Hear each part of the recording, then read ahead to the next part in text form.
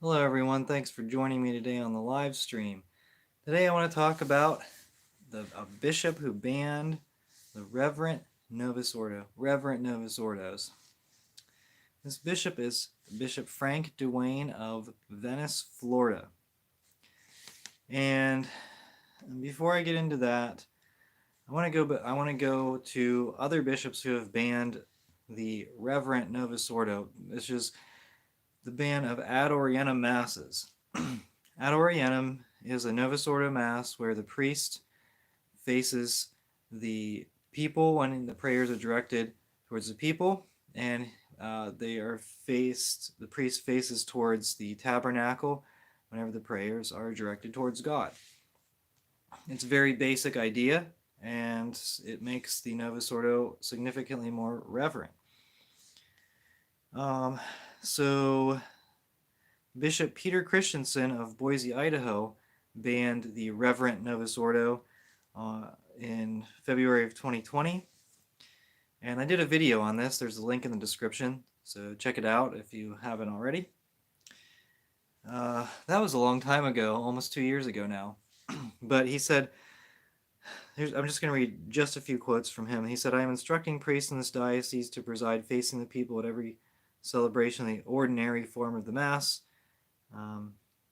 There are priests who prefer ad orientem. I am convinced that they mean well and find it a devout way to pray, but the overwhelming experience worldwide after Vatican II is that the priest faces the people for Mass, and this has contributed to the sanctification of the people. He said a lot of other crazy stuff, and I commented on that. And so you can see that in the video. Moving on to Birmingham, Alabama.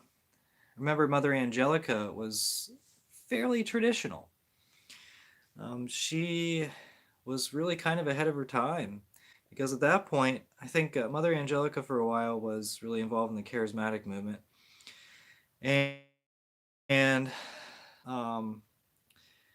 eventually she became more traditional and she wanted ad orientem Mass. And that was before most people wanted it. So Mother Angelica, so in 1999, Bishop David Foley of Birmingham, Alabama, referred to ad orientem as a political statement dividing the people. And also, he said it was an illicit innovation or sacrilege for a priest to turn his back on the people. What a crazy bishop. I mean, has this guy, did he ever, in 1999, had he ever stepped into a Catholic church? I mean, come on.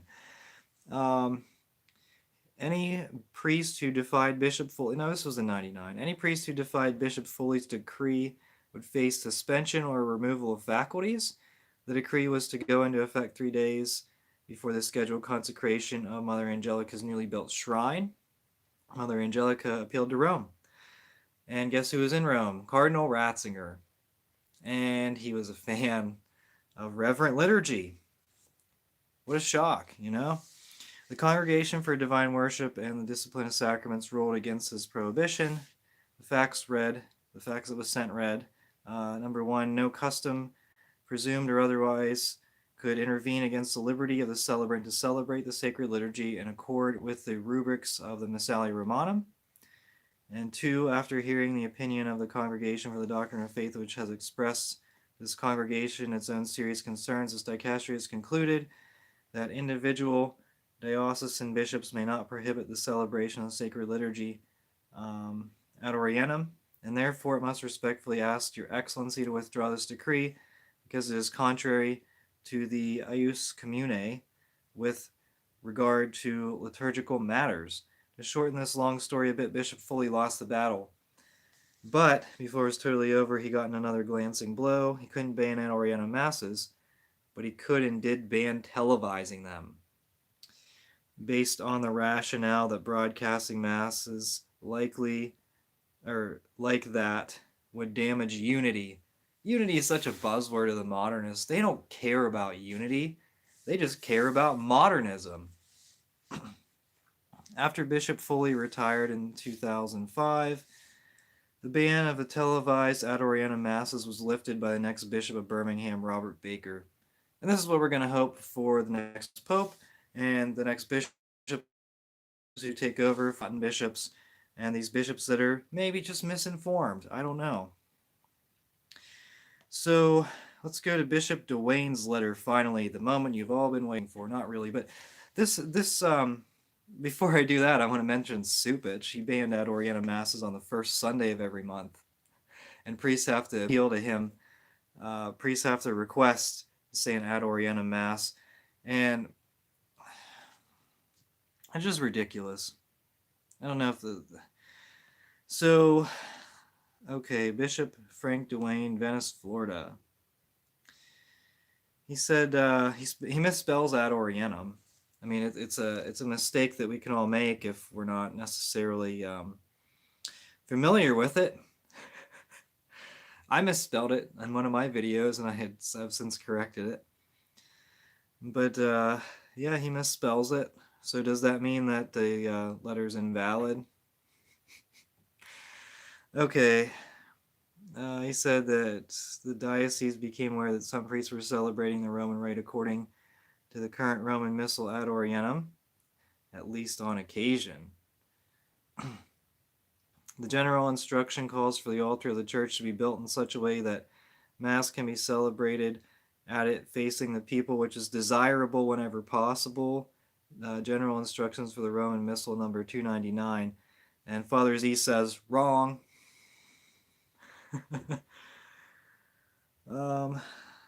The guiding principle of the general instruction is that celebrants should make determinations about applying its norms based on what serves the common spiritual good of the people of God, rather than private inclination or arbitrary choice. What serves the common spiritual good of the people of God? Is it Mass facing them and smiling and saying, like the one priest in his diocese that people are pointing out all over Twitter, where he says, let us take a few moments to take a few deep breaths.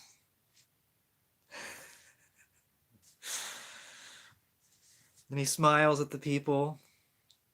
And then they play the Kyrie eleison, which is ridiculous. It's just such a crazy Novus Ordo melody to the Kyrie eleison. Why even use Latin at that point? Okay, let's see. As the ordinary, I am obligated to exercise vigilance over the whole of the diocese's liturgical life. In that role, I must say I do not know of a church in the diocese where it is impossible to celebrate facing the people. That's a statement. I mean, that's terrible. The altar is supposed to be against the wall. In the Catholic faith, there was a new church created 50 years ago. It says, which is desirable. A freestanding altar is desirable. As Pope Francis stated, okay, yeah. He says, therefore, any right to use the rubrics of the Roman Missal in 1962, presumed to be given in the Proprio Summorum Pontificum, no longer have force of law. Okay, well, and you know what I say is there's two living popes, and there's two perspectives on the Latin Mass, two conflicting perspectives, and let's just say the next pope isn't going to have a different perspective. Anyway, therefore, the priests in the Diocese of Venice should celebrate the liturgy facing the people and not impose their own private choices when celebrating a Mass with the congregation. Well, isn't the Mass facing the people a private choice? What is done at Masses without a congregation is left to the celebrant's discretion. In any case, no priest can celebrate a public Mass or ad orientem without the ordinary's written permission. I've never heard that before.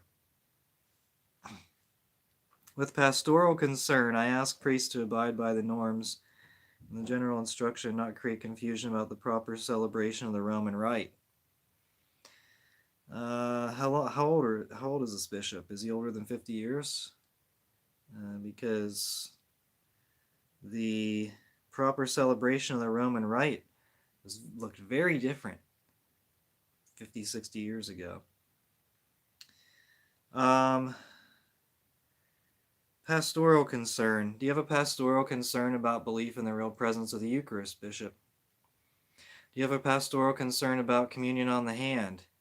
Remember that story I talked about just a few days ago about the guy in France who received communion in the hand and then he crushed it like a potato chip?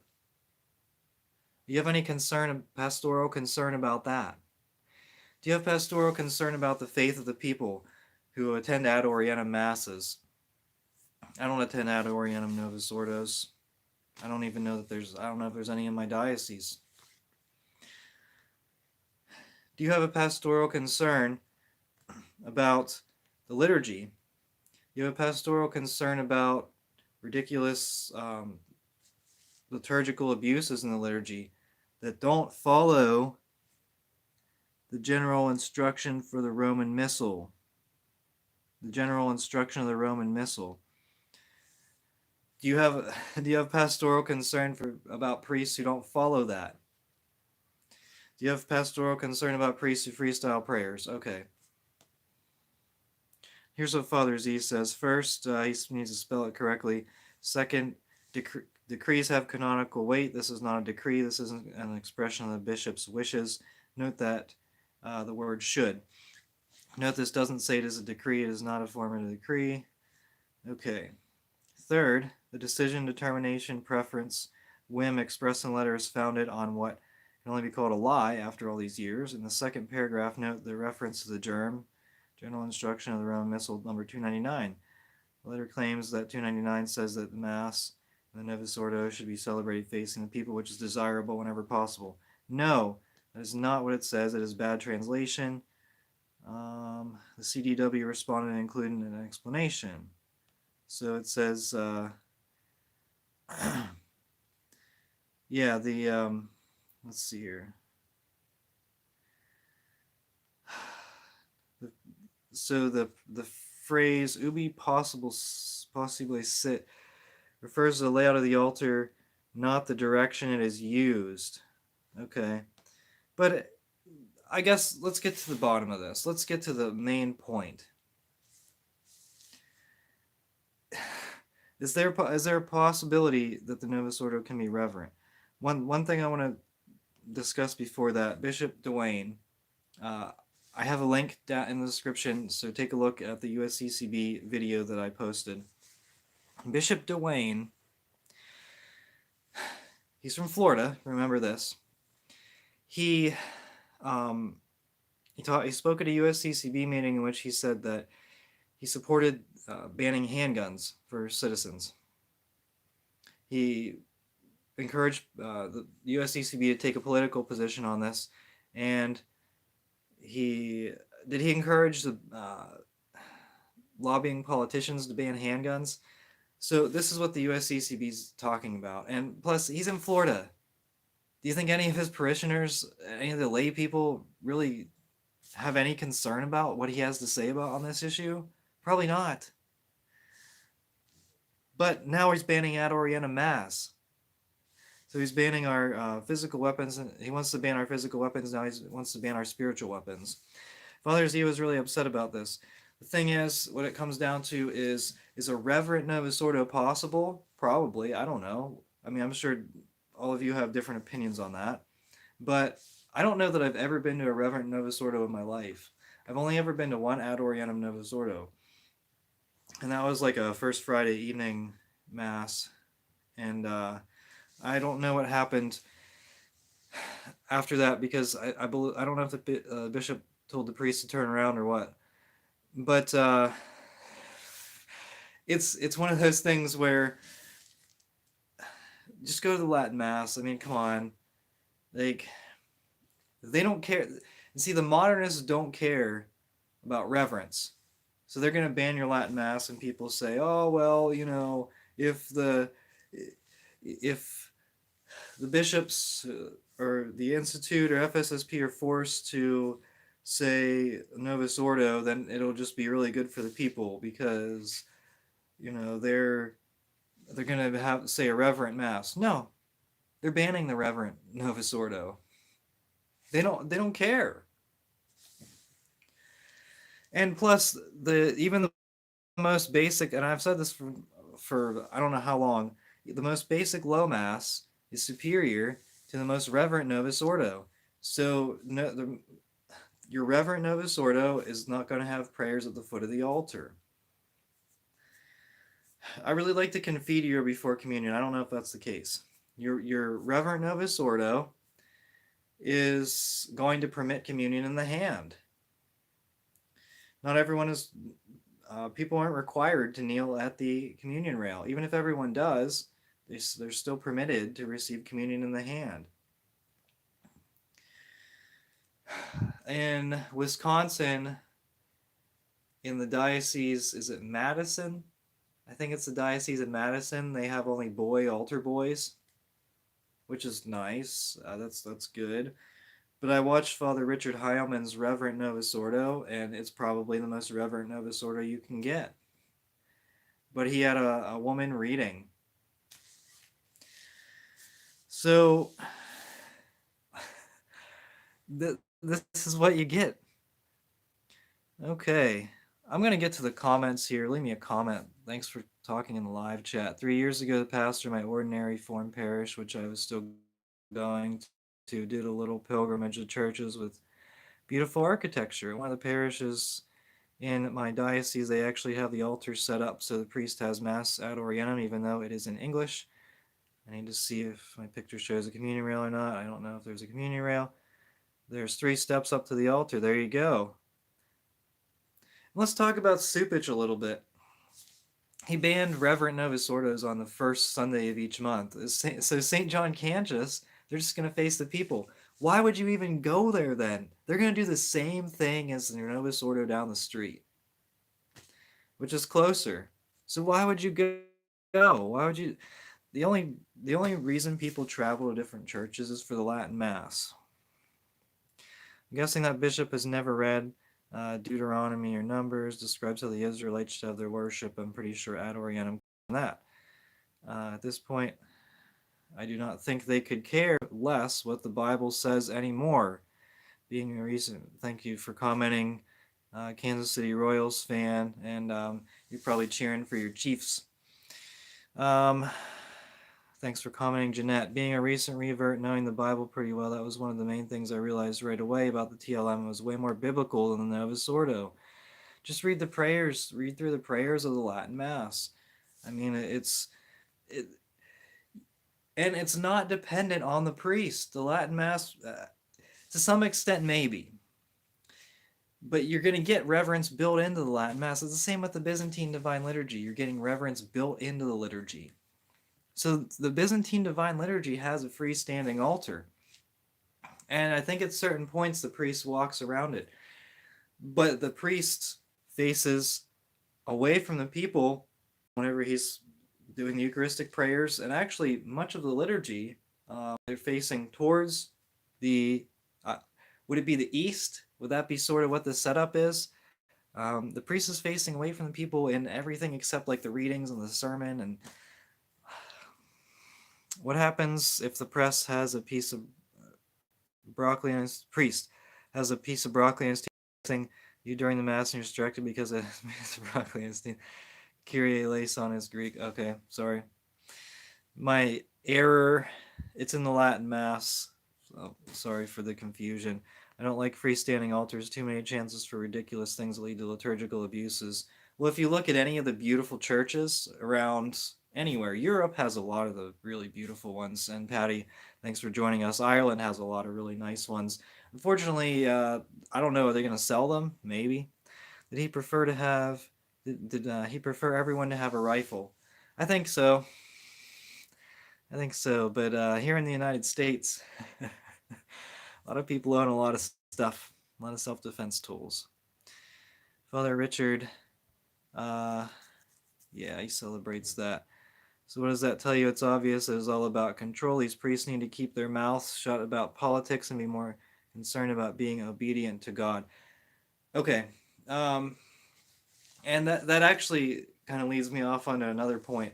I think Father Altman, and maybe some of you are going to disagree with me on this, I think Father Altman took the wrong approach. And hear me out. So whenever he said you can't be Catholic and Democrat, I was like, good, boom. And it got millions of views. And it really made the modernists angry, very angry, which it should. If you're doing something wrong in your life and someone calls you out for it, good. So then his bishops told him to stop. And I think at that point, he should have just went back to being his parish priest, and that's it. And then he could have given his fiery sermons and waited for the process to play out. He could have drug it out a lot more if he would have just left it at that and said, "No, I don't apologize for anything I said." Wouldn't even have to make any public statements. Would the bishop try to force him into an apology? I don't know, but I think because now Father Altman went on every single popular Catholic station, Taylor Marshall, Church Militant, all this stuff. He's very closely affiliated with Church Militant, and he talks all the time, and sort of like me, okay? If I would post a rant video every day, people would tune me out because I don't have that much to talk about.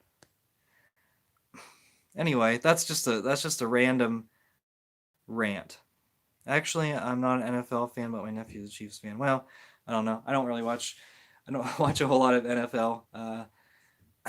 Yeah, Father Richard Heilman's church, St. Mary's Pine Bluff in Madison, Wisconsin. You know that Father Z, I referred to Father Z's blog here, and he actually was at that church, and Bishop Hying actually kind of forced him out.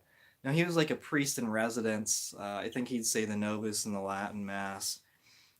But Father Z was kind of forced out by Bishop Hying. I don't want to say 100% I know for sure, but this was because Father Z was saying exorcism prayers to support the re-election of Donald Trump.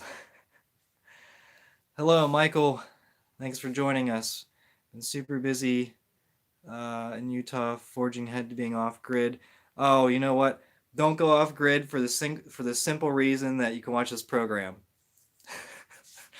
Hoping to catch SSPX. Well, there you go. Awesome.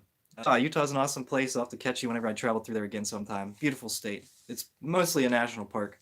That's why I love it. Mountains, red rocks. You have arches. You have Bryce. You have Zion. Amazing. I love it. Well, yeah, speaking of Supich, so I don't know, maybe I'll have some video conversation on Saturday. I'm going to take a look at the bulletin of the Institute. Hopefully they post it on Saturday and see what it says. And I don't live there, so I'm not going to be able to tell what's going to happen on Sunday.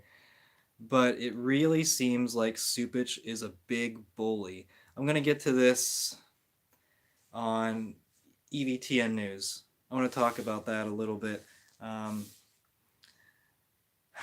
Maybe Saturday. I don't know. We'll see. We'll see what happens. But, okay, so your Reverent Novus Ordo. It's harder to find a Reverent Novus Ordo than it is to find a Latin Mass.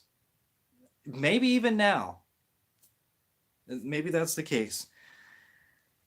The Novus Ordo does not have reverence built into it because of the extensive amount of options and the either misinterpretation.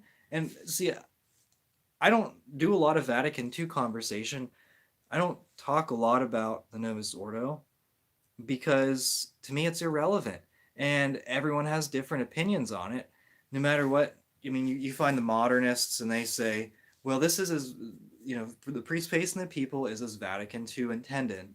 And then you have the JP2 conservatives or the Benedict conservatives. And they'll say, no, the Vatican II intended for the Mass to be said ad Orientem.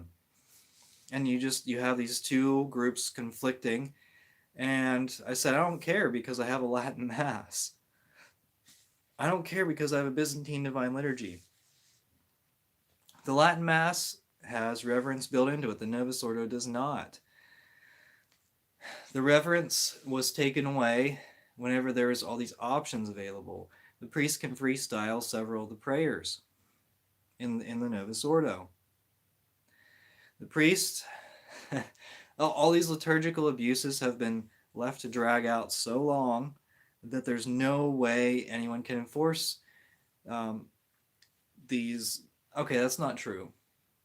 There's not no way. There's no way any current bishop will enforce reverence in the Novus Ordo Mass. That's just how it is. I mean, come on.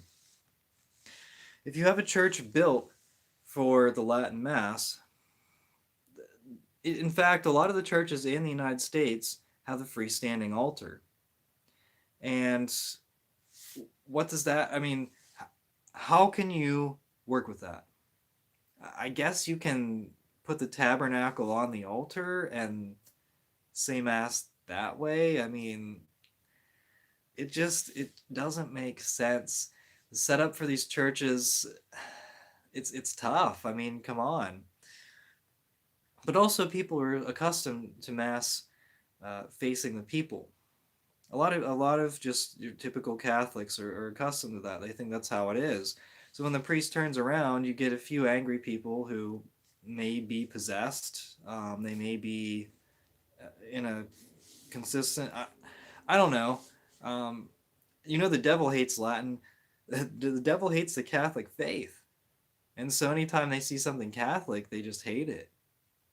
Whereas there's a lot of good Catholics who attend the Novus Ordo, and whenever they see something like that, they think about it. They say, well, that's different. Why?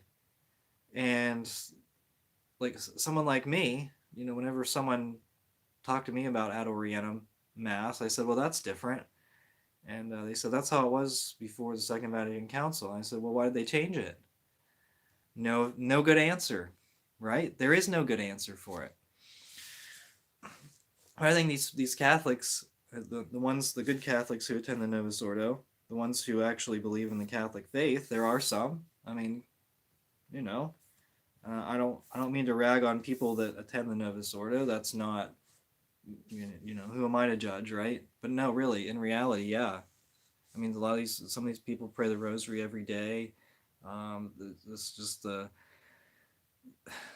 Mass, the Catholic faith is their primary priority in life. That's good, and they are not opposed to reverence. You talk about communion on the tongue, you talk about altar rails, you talk about Ad Orientem Novus Ordo, and they'd say, well, that's interesting. What does it mean? Now, the one Ad Orientem Mass I was at, I thought it was really interesting. It changes the dynamic of the Mass, and it's different. It really is. Just even at your typical Novus Ordo parish, if the priest would turn around and say the prayers facing the tabernacle when he's directing the prayers towards God, it really changes the dynamic. And priests have said it changes their approach to the Mass. I think there's a really good video on YouTube. Bishop Gracita is in it. It's about Ad Orientem. If you would search in YouTube Ad Orientem, I think that's the video that comes up. There's another priest who gives a really powerful testimony that he says, it's just really, it really helped him out in his priesthood. And I think that we need these changes. I mean, I think that all Masses, all Novus Ordos should be Ad Orientem. See what it does. See if it changes people's perspectives. Because when we're at the Mass, we're not there to joke with the priest.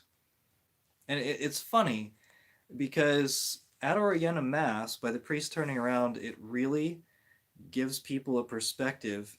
It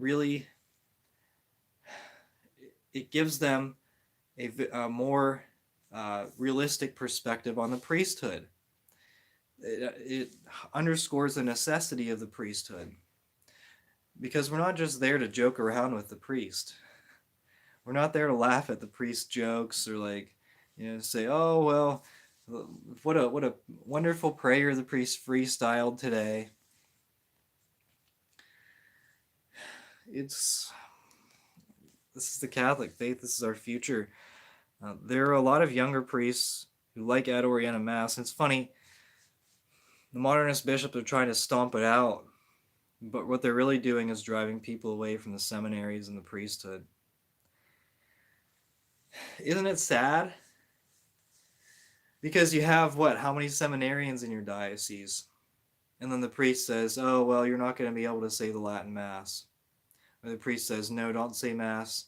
You have to say Mass facing the people. How demoralizing is that for a seminarian? Are they going to quit? I don't know. Are the Byzantine seminaries any better? I don't know. But at least with the Byzantine Divine Liturgy, there's not as much you can freestyle.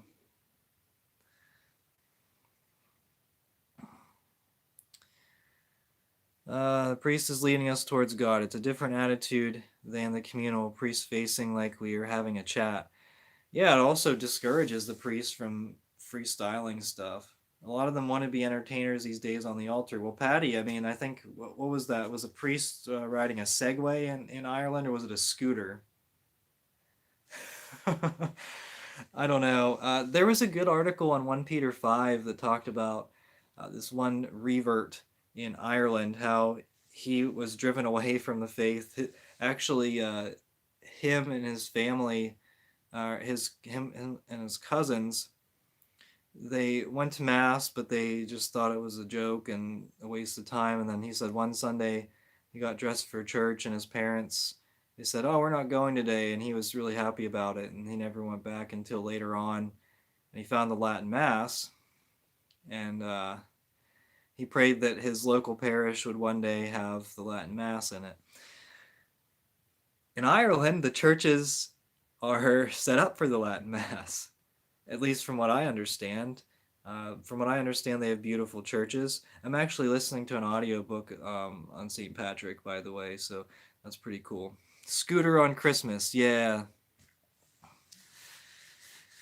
Yeah, and I also heard that the masses in Ireland take about half an hour because the priests kind of speed through it, like the Sunday masses, which honestly, a low mass, a low Novus Ordo, one without singing is probably preferable to one with singing, because the songs are, they're not, what should I say? They're not in compliance, or they're not in the spirit of Vatican II, or are they? Right? Because they say, oh, well, it's not what the Council Fathers intended. The Council Fathers intend guitar masses, and I don't know. I don't know. Did they intend Gregorian chant to be preserved in the Mass? Well, it says that in the Vatican II documents, but is that what they intended? I don't know. And that's what I said. I'm tired of this argument. You know, I'm tired of saying, "Oh, that's what Vatican II intended." Well, maybe they didn't. Some might have intended it, sure. Some didn't intend it. There's a lot of different intentions. Archbishop Lefebvre was at Vatican II. So were a bunch of modernists. Okay, well, yeah, ad orientem Mass. Encourage your priest to say Mass ad orientem if you go Novus Ordo. If you talk to a Novus Ordo priest, you could talk about ad orientem and how it changes perspectives, but mainly the Latin Mass is where it's at.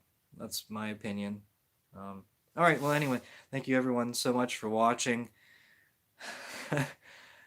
Yeah, I mean, it's an interesting story. We'll see if any more bishops follow this lead. Like I said, he's not the first, and hopefully he will be the last, but I don't know. All right, thank you so much for watching. We are the laity, and we will not be silent.